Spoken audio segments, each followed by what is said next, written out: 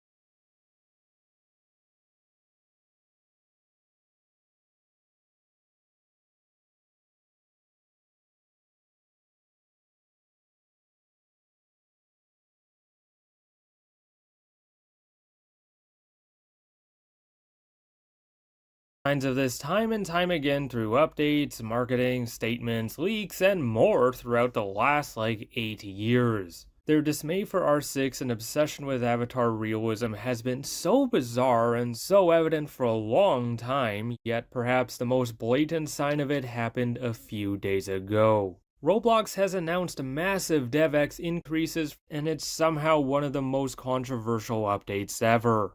Starting on June 8th, Roblox will be raising the DevX rates by 42% on Robux earned from specific users in specific games. Basically, Roblox is making the Robux to real-life money rates higher, which has always been celebrated except for this case. Only Robux earned a certain way from certain users and in certain games are eligible for this payout increase, and that is where the problems begin. Roblox's latest DevX increase is a part of their initiative to reward and promote something they call novel games. We went over this in another video, and they are basically games Roblox wants to showcase so they can show older people the platform is more than just brain rot. These include FPS, strategy, and roleplay games, large-scale and high-quality gameplay, and games that show off tech such as unique visuals and realistic avatars. Roblox wants to reward and encourage the creation of such games through this DevX rate increase, which sounds great. The platform has been flooded with low-quality, short lifespan cash grabs, so what better way to weed that out than to reward devs who don't do that? Unfortunately, things are not that simple, as Roblox is only increasing the DevX rates for some Robux some games devs get. The Robux eligible for the 42% DevX increase must first be earned from 18+ age-checked users who live in the USA. If the earned Robux does not come from an 18+ age-checked user or comes from one outside of the USA, the increase rate won't apply. I can somewhat get this because Roblox wants to entice older people to join the platform, and there needs to be games for them to do that. Sure, it may be a little unfair to games oriented at under 18 users, but Roblox's goal here is to encourage higher quality games for older users, so this makes sense. I don't exactly understand why the Robux has to come from Americans, but it may have something to do with regional pricing. This first bit I don't mind, and most people don't mind much at all, as it encourages and rewards higher quality games that we want to see. Unfortunately, the second bit of it is where things get controversial and almost shady to an extent based on Roblox's wording. They vaguely stated that to be eligible, games should use R15 avatars, which has generated a lot of confusion. The DevX announcement does not make it clear whether or not devs have to make their games R15 only, or if Robux from R6 wearers and R15 enabled games is still eligible. Them saying should opens up the possibility that it's not necessary for games to be R15 enabled or R15 only, which would be the right move. Roblox did randomly explain this whole R15 thing though by saying 18+ people want and expect more realistic avatars on Roblox, which we're gonna talk about more. Unfortunately, Roblox chose to not be clear here, and given their noted dismay for R6, many believed Roblox would apply the increase to R15 only games. Well, in typical Roblox fashion, they gave the answer to investors, as they confirmed games must be at least R15 enabled to be eligible for the 42% increase. In their Q1 2026 earnings shareholder letter, they stated that games must utilize our R15 avatar framework to qualify for higher DevX rates. Again, they're not clear about whether or not games have to be R15 only, but they do make it clear that games must have R15 enabled. Roblox once again tries to justify this by talking about how R15 allows for more realistic avatar styles and movements. It's currently not known if the earned Robux must be earned from people wearing R15 in-game or if games need to be R15 only. As you can probably expect, the R15 requirements has generated a ton of heat, as it's unfair to R6 games, and it's another example of Roblox going against R6. Although the DevX rate increase is good, R15 at the least needing to be enabled is a big problem that is super unfair to developers and players. There are so many high-quality games that count as novel games aimed at older audiences that are R6 only for style or technical reasons. Not every game needs to include or force R15 so realistic avatars are possible to be desirable to adults, nor should Roblox be rewarding a certain type of avatar. The R15 requirement is completely unfair to the developers of games that are R6 only, and may be equally as bad for games that include R6 if this is for R15 only games. It's also problematic for players because this is once again a move that'll make R6 less used, as it encourages devs to make their games R15 enabled or R15 only. The vagueness of it may scare devs into making their games R15 only over the confusion of not knowing if games must be R15 only or if eligible Robux comes from R15 wearers. That in turn means less games allowing R6 and less players using R6, lowering the amount of people who can use a massively used avatar type. This update is basically the anti-R6 update because if Roblox isn't removing R6, then they're encouraging devs to make their games incompatible with it. They're luring devs into making their games non-R6 with the promise of more money, which is an insane way of trying to encourage or force avatar realism.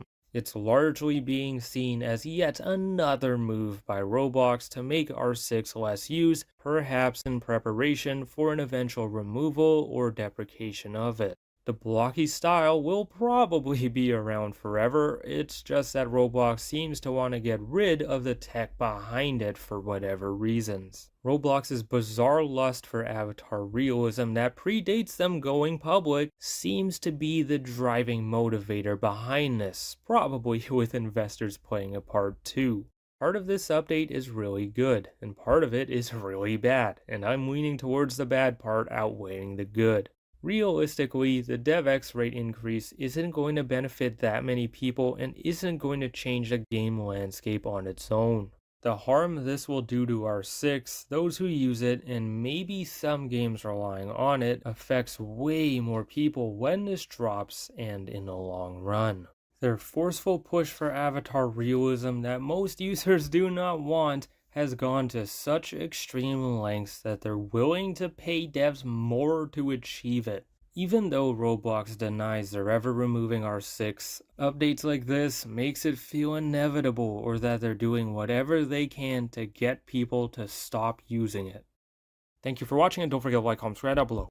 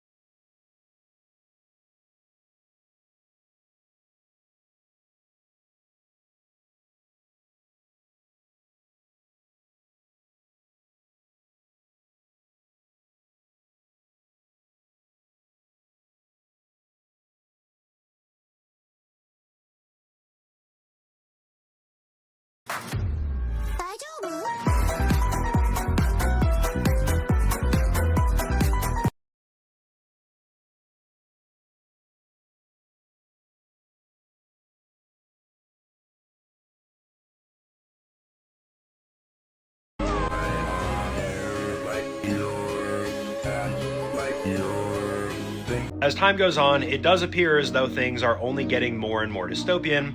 This is a perfect example. This video here features multiple images showing what appears to be an idyllic lifestyle. We can see a family here smiling, these copy and paste homes that people live in, and robots, which kind of paints a futuristic-like society. Into the current trajectory from unique individual styled homes, and we're going with these cookie cutter houses for the sake of cheapness and effectiveness. And while I do think this is kind of boring and dystopian, I really don't think that our intention here is to go towards a utopia. Let's be real, that's never going to happen.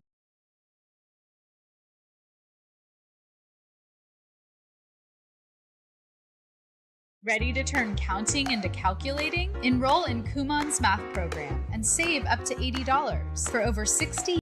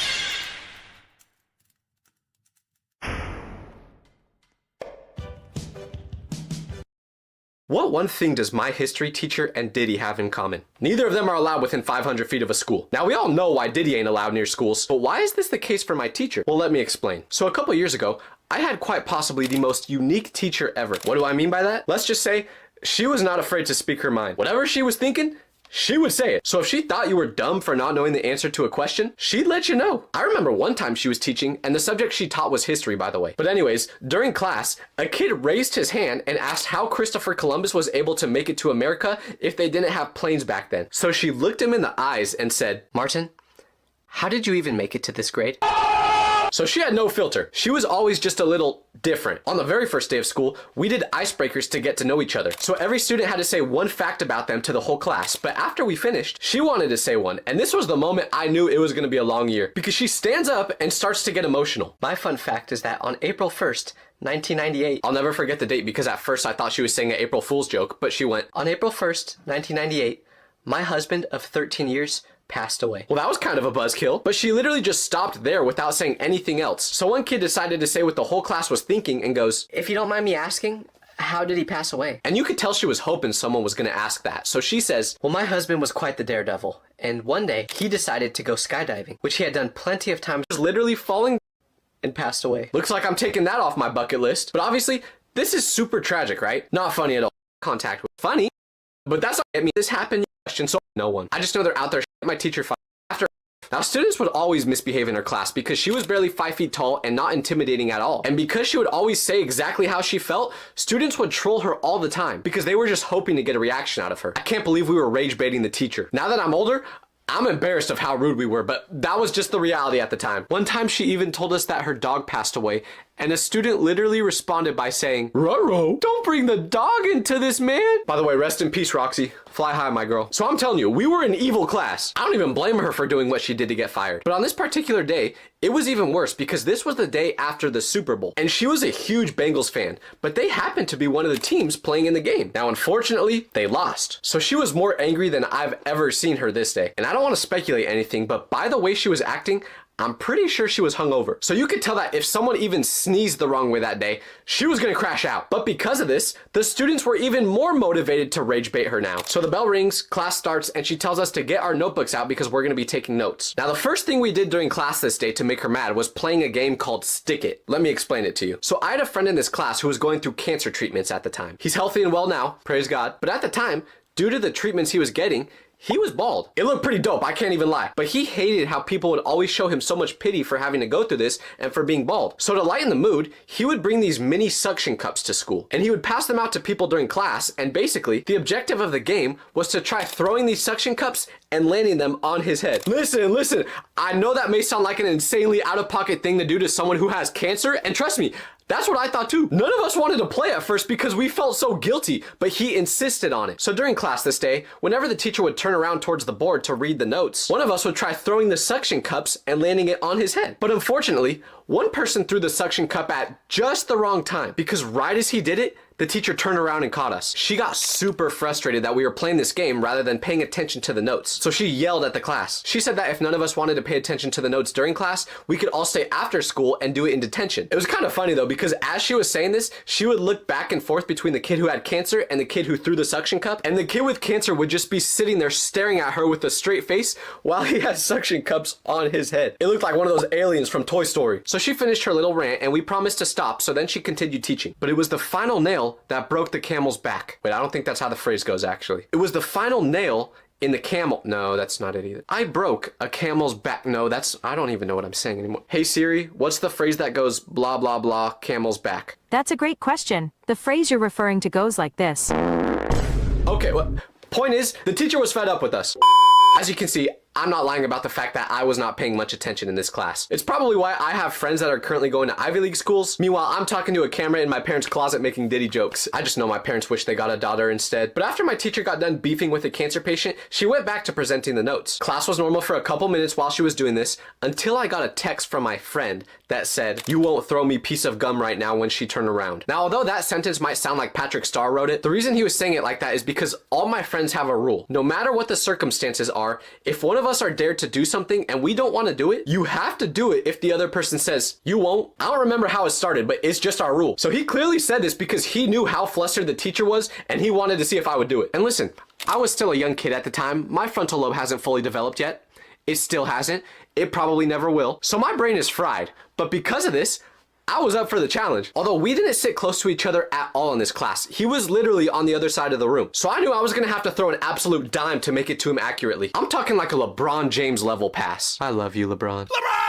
But I had no other choice. I had to do it because he said you won't. So we make eye contact and I show him that I'm pulling out the gum and we both kind of nod to each other like it's go time. So I give the gum wrapper a kiss, hoping that it's gonna go exactly where I want it to. And just like that scene in Talladega Nights where they're running to the finish line in slow motion, with all the power I have, I launched the piece of gum. It felt like I was looking at that thing in the air for 5 hours. But unfortunately, the millisecond that gum left my hand, I knew it wasn't going where I wanted it to. Matter of fact, it wasn't even close. So what? The gum didn't make it. It will just land on the floor and the teacher won't notice, right? Well, that would have been the case if it didn't hit her in the head. Bruh. And I don't know what in The Exorcist happened after that, but she was somehow able to turn her head what felt like 270 degrees. And she did it super quickly right after it happened. This is how she looked. Who threw that? Obviously, all the students snitch on me right away because they saw that look in her eyes and they knew that I was probably about to be put on the back of a milk carton. So they didn't want any part of that. And I don't blame them. But after she realized I was the one who did it, I blinked and all of a sudden she was right at my desk. She then puts her hand down right in front of me and you could tell she just wanted to grab my head and start bouncing it like a basketball. She was clenching her fists to the point where they were shaking. She was putting all her anger into it. But then,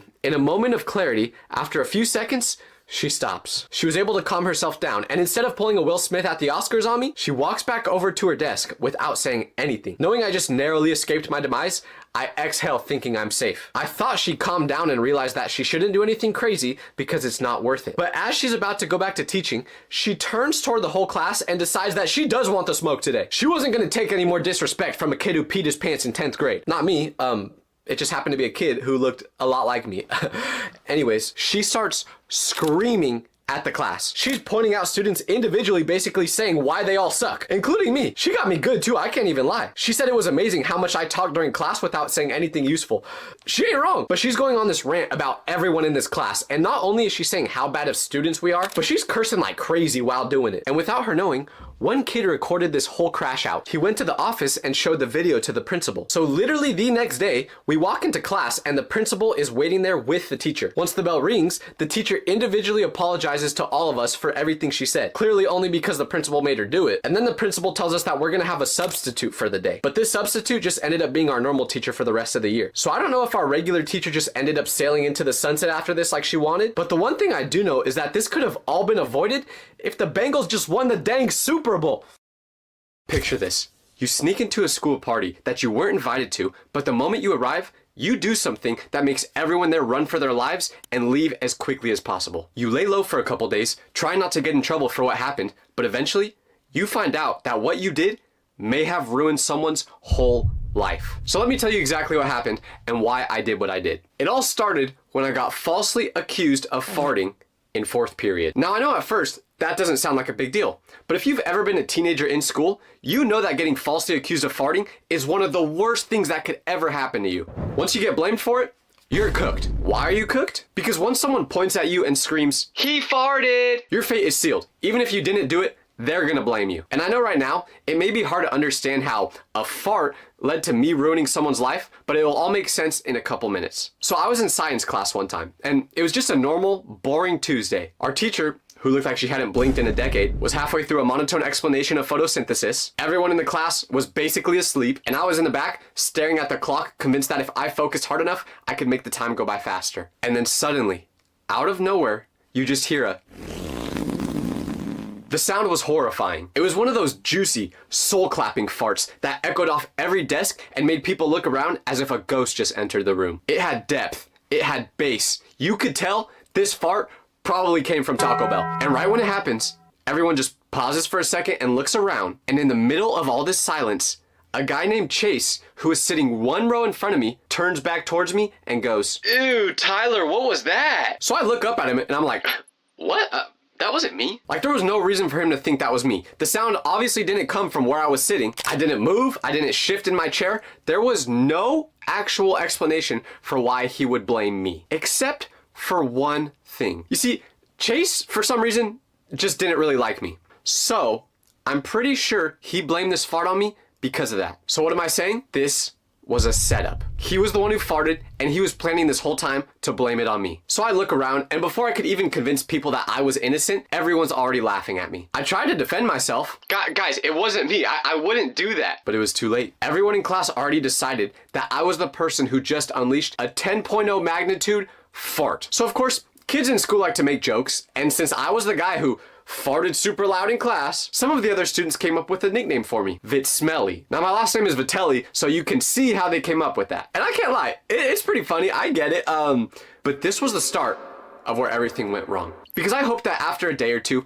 everyone would forget about the fart and act like this day never even happened. But day after day, week after week, the jokes kept coming. At lunch when I'm eating my PB&J. Yo, Tyler, you want beans with that? When I'm in PE. Nah, don't put him on our team. He might have diarrhea mid-game. Why are the mean kids always the most clever ones? But it got so bad that I didn't really even want to go to school anymore. Not that I ever really did in the first place. But the worst part was the person who actually farted, Chase, got none of the blame for this. He was just living his best life, capitalizing on it by making jokes about me without having to pay the price like I did. And what really pushed me over the edge? He was the popular guy. All the girls in school liked him. And me?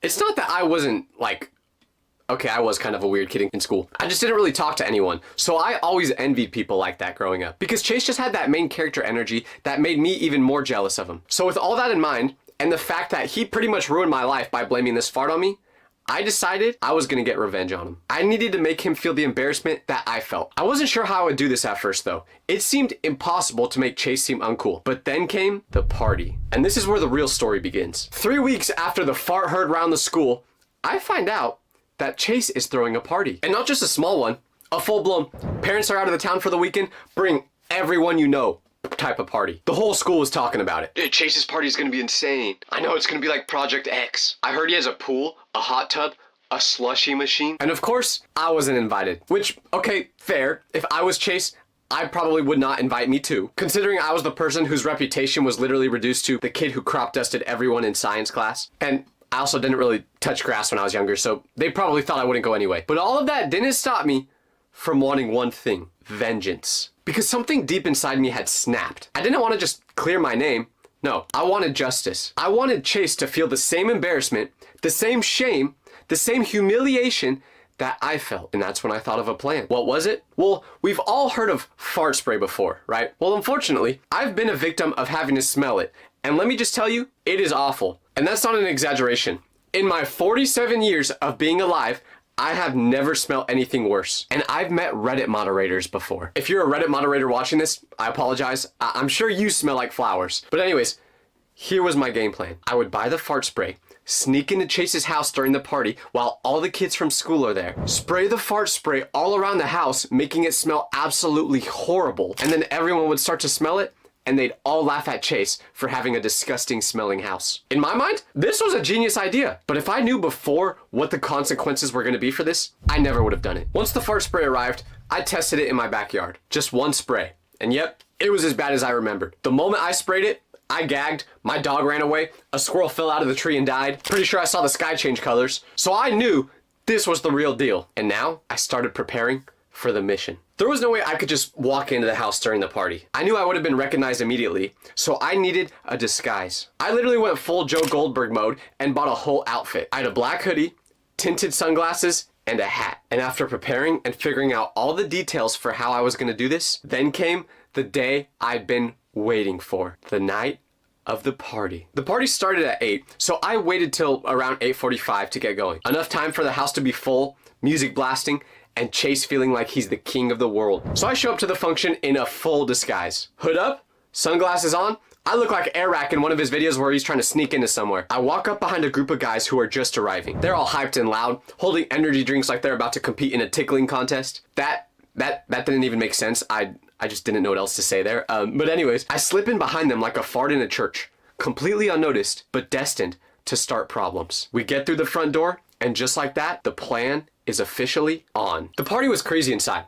There's music blasting, LED lights are shooting all over the place. These guys are screaming at a ping pong table like they just hit a buzzer beater in the finals. And right in the center of it all, guess who I see? None other than Chase himself. I just stare at him from across the room, like Batman watching Joker from a rooftop. Or at least I felt like Batman. But realistically, I probably looked like this.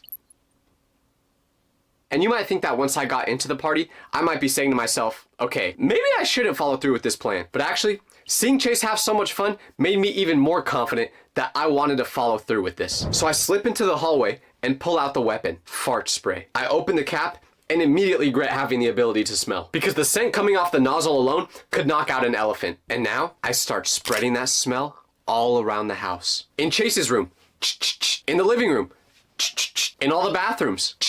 I even saw a fresh batch of laundry and sprayed it into there. That part was just evil. I apologize for that one, because his mom probably did the laundry and she had to deal with it. But I'm still careful while I'm moving around. I'm still restrained. I'm not going full blast yet. I'm just laying down the breadcrumbs so people start to question the smell. I wanted this to feel like a mystery, a slow burn, something that Chase couldn't stop no matter how much he tried. And then, just like I wanted, someone in the kitchen says, "Oh, bro, what is that?" And that's when I know it's working. I tuck the spray back into my hoodie pocket and start moving up towards the second floor. The party's way louder downstairs, so barely anyone is up here besides people that are probably just straight up robbing Chase, to be honest. But after making my way up to the second floor, I find my next target, the upstairs guest bathroom. This is when phase 2 of the plan starts. I call it the flood. Now, it was time to unleash the beast. I'm talking spraying it everywhere I can, getting as much out of it as possible. Like, just alone in that bathroom, I probably sprayed it 6 or 7 times.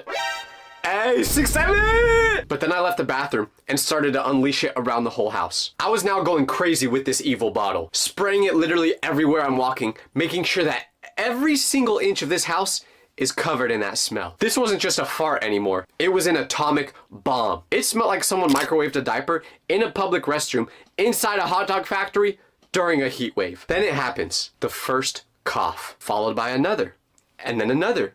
And then I hear someone in the hallway go, "What is that smell?" Someone sprints past me clutching their face like they just got pepper sprayed. A girl gags near the sink. One dude opens the fridge hoping that the fresh air in there will save him. "Who took a dump on the wall?" Someone screams. But then, in an unexpected twist, someone throws up in a red Solo cup. And now, it's full-blown chaos. Chase is running around the living room like the party's a battlefield. "Open the windows! Spray something! Get the Febreze!" And the best part, no one can find the source. Because it's everywhere. Under couches, in towels, on the dog. It's almost like the house itself farted from its soul. And in that very moment, I'm enjoying it. Chase is panicking as people are asking him what's going on. But what happened next made me realize that I may have taken this too far. Because after one person threw up, it was kind of funny.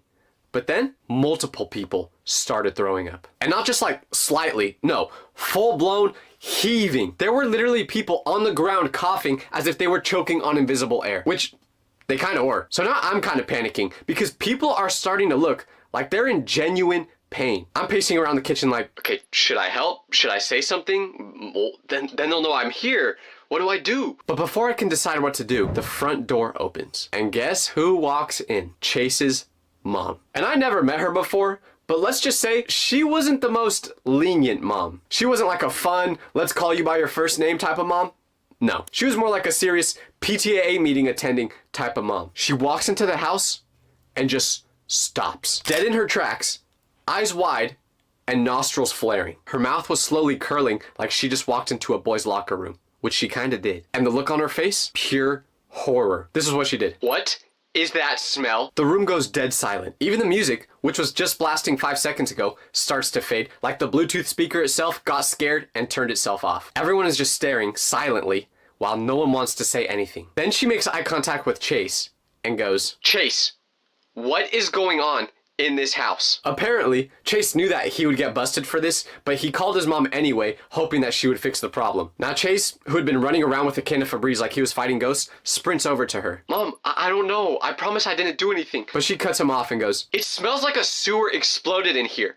Who used the toilet?" Once they start arguing, people are leaving in waves. And this made me realize, if I don't dip right now, I'm probably gonna get caught, considering the fact that my whole outfit literally looks like a thief. So with the others, I jog out of the house. I go straight back to my house, right into the bathroom, strip all my clothes off because they also smell horrible, and I throw them into a trash bag. Double tie it, triple tie it. I even consider just burning it. Then I get into the shower. But as I'm taking the shower, a question comes across my mind. What have I just done? I mean, sure, I wanted revenge. I wanted Chase to feel what I felt, to have that one moment of pure humiliation. But this was too far. It hurt more people than just Chase. But little did I know, it was far from over. Because the next morning, I wake up, still feeling the guilt, expecting to get a text like, "We know what you did." But nothing comes. No text, no angry DMs. It's completely silent. I start scrolling through other people's social medias, but there's nothing. No videos of the party, no dramatic captions, no memes. It's almost like it never happened. And that's when I really start to panic. Because now I'm like, wait, why is nobody talking about this? Are they all traumatized? Did everyone just collectively suppress it? Was it that bad? I expected that when we all went back to school on Monday, that's when the conversations would start. I go up to one of the people that I was kind of friends with in school that I saw at the party, and I say, "Yo, so how was Chase's party?" He just shrugs, so I say, I heard it got wild. Yeah, the whole place smelled like actual death. So the week goes by, and I'm trying to figure out why everyone is acting so weird, and I'm trying to also kind of forget about the whole situation because I felt bad. But I'm sitting in class, still riding the emotional roller coaster of, did I just destroy a party or accidentally commit a federal offense? When my friend leans over to me and whispers, "Yo, did you hear what happened to Chase?" Suddenly, I didn't think I was in the clear anymore. So I turn to him, trying to act casual and say, no, what happened? Nobody's seen him since the night of the party. Pause. Wait. What do you mean nobody's seen him? I pretty much say that to my friend, and he responds with, like, he hasn't been at school, he's not answering texts or phone calls, he hasn't been online, just gone. And I promise you, right then and there, I almost pass out on the floor like I was in a telenovela. I start spiraling immediately. Did I just traumatize this man into vanishing? Is he in therapy now? Was he so ashamed of what happened that he left the country and became a monk? Did his mom do something to him? I start imagining the headlines. Teen vanishes after exposure to mystery stench. Foul play suspected. Literally. The panic sets in hard. I go home that day and just sit in my room in silence. The whole time I'm just staring at my wall, running through the worst possible case scenarios. Do I confess what I did? Should I send an anonymous apology? Or do I throw away the spray and pretend I never did any of this? 1 week later, still nothing. Chase still hasn't come to school. There's no updates.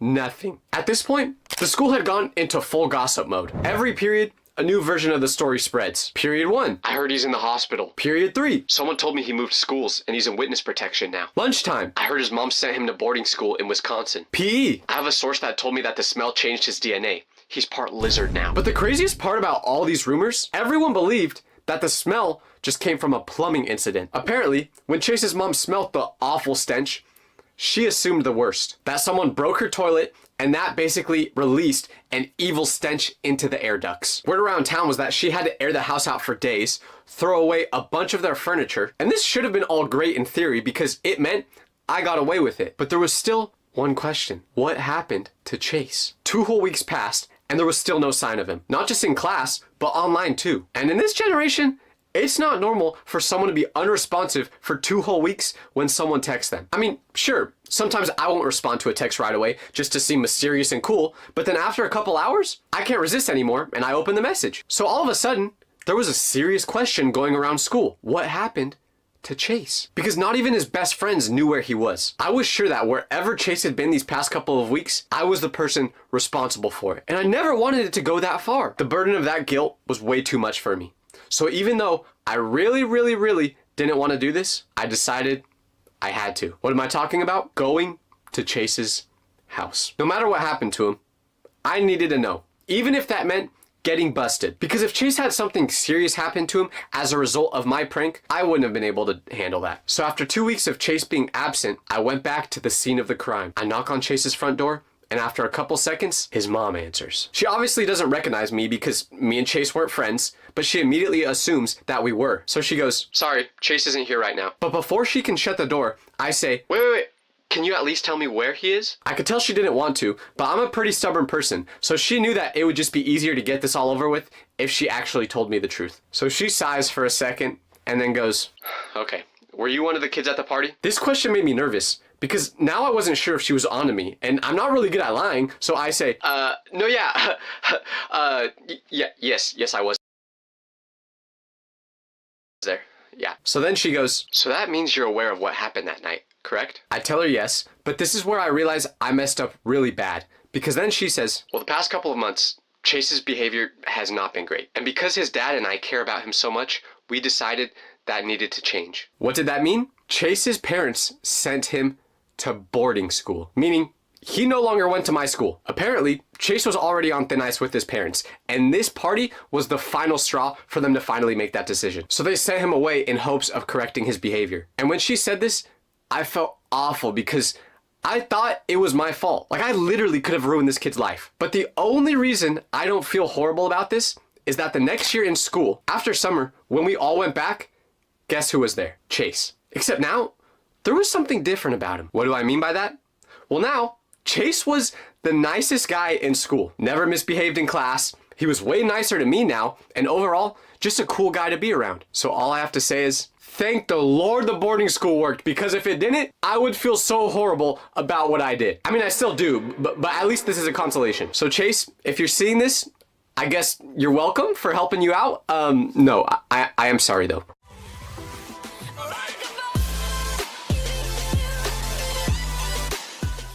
Hey guys, forget Sora and Whoa.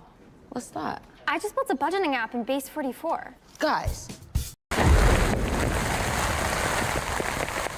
Hey guys, so I'm currently in the middle of nowhere solo camping, and one of my favorite things when it comes to solo camping is the quietness. Actually, it's the safety. You know, just you and the nature.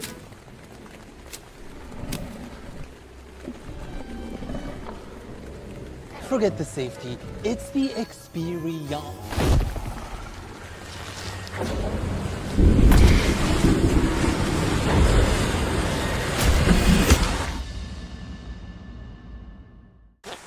Dad, you can stop with the fake storm now. Have you ever thought about dying for no reason? Wait, let me rephrase that because some of y'all look too happy answering that. Have you ever felt like dying for no reason while going solo camping?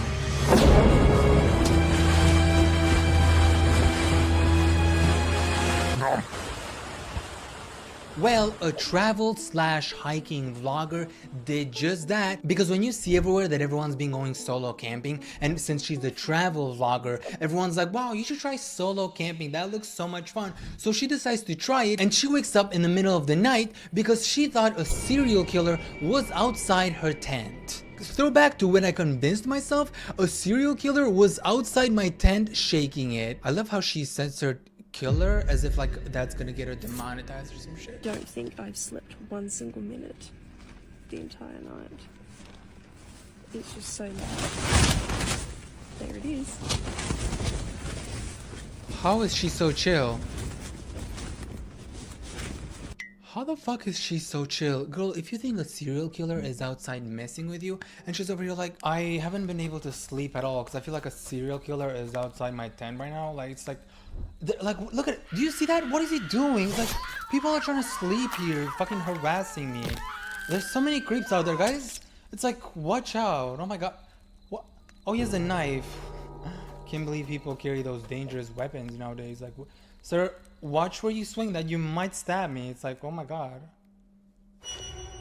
Survival instincts of a fart? How are you gonna hear that someone's outside and you're like, chill recording? I don't think I've slept. I don't think I've slept at all. Like, these serial killers nowadays, they're so loud. If you're gonna kill me, at least like do it while I'm sleeping. Don't bother me. And apparently this was a dingo. The entire comment section was telling her that this is a dingo. And I learned that dingoes are kind of like these cute looking dogs. Thank God they're not actually dangerous. Maybe they were just curious what was going on inside, and that's why they weren't attacking her. Well, if you're in Australia, that's definitely a dingo. You can hear them sniffing and see the paws. A serial killer would just come in. LMAO. What do you mean he would just come in? That's kind of illegal, don't you? Why would a serial killer come in her tent without a permit? That's literally illegal. What are y'all talking about? Why would a serial killer just shake your tent all night? And she says, girl, I don't know, because he loves the thrill. I mean, you never know with these fucking serial killers. Maybe he just wanted to like terrorize her a little bit, you know? Like, he didn't want to kill her at all. He just wanted to have fun with her, like scare her to death or some shit. And I knew that people were going solo camping for fun. Can't relate. But I've learned that nowadays people are not going solo camping under normal weather conditions. They're going solo camping under like the worst weather conditions, like must be snowy, must be windy, a crazy storm outside. because of the thrill. So normal solo camping is out of the window and we have to go under survival weather conditions because that's more fun. And I'm just gonna guess that these people are bored. POV, 40-mile winds and a cheap tent. Wait, what burritos? Oh, I think it's a chicken burrito. Damn, that looks good. Oh, my bad. What is so fun about this? It beats a Jet 2 holiday. Where's the meat? Now, what exactly is fun about this? Because all the videos that I've seen so far, these people look miserable. They look so annoyed. Besides this guy who was laughing for some reason, maybe he does this shit every day. I don't know, he might be a psycho. But the rest of the videos, they're all like these miserable, like, oh my god, why did I decide to do this? Like, it's crazy that this is optional. Real adventure of 75 hard with nature. I don't even know what that means. I'm guessing they're having fun. The dog! Dude, look at your face. Look at your face reaction. You're over here like...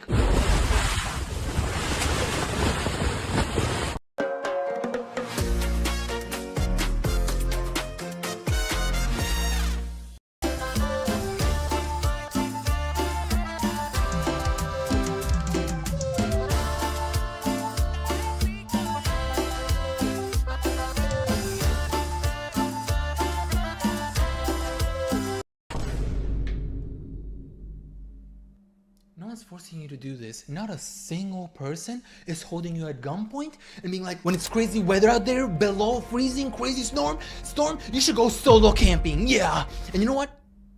Bring the dog with you. Yeah. What did the poor dog do to you? Look at the fucking dog over there. Honestly, the dog seemed unfazed. He must be doing this shit every day. If the dog was over here like, oh, we're getting a breeze. Like, I feel like the dog is look at him. Oh, they're doing this every day. They are doing this.